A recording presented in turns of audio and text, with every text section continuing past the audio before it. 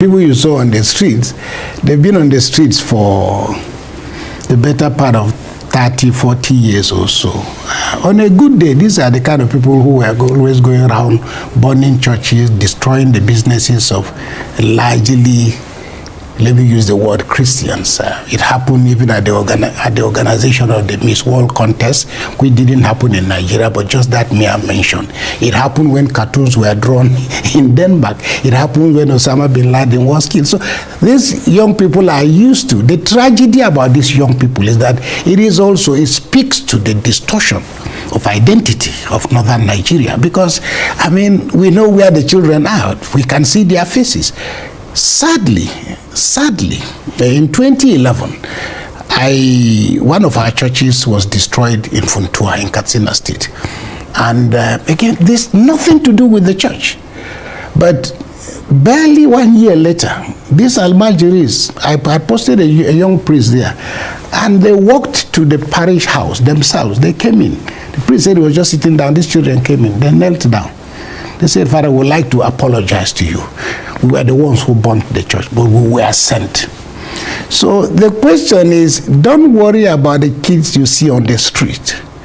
They are a measure of the responsibility or lack of it of the northern political elite that seems unwilling, totally reluctant to take full responsibility, for how the future of the region and the country is going to be defined. Is it deliberate?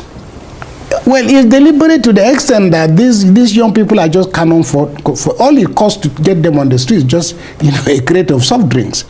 They don't have a cause. The only cause they have is that they've been told. Somebody has told them very clearly. I don't know who and when, but it must speak to something that whenever these children are angry. In the case of Deborah in Sokoto, for example,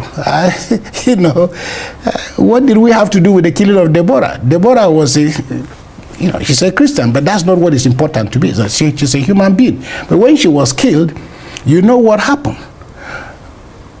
Our cathedral in Sokoto, nothing, absolutely nothing, but these children came to our cathedral.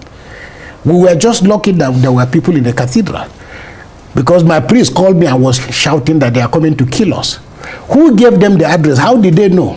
When they were repelled from the cathedral, they still went around to a pastoral center that we had built to try and destroy it. They burnt my driver's car. They still went from there to our church to go and destroy it.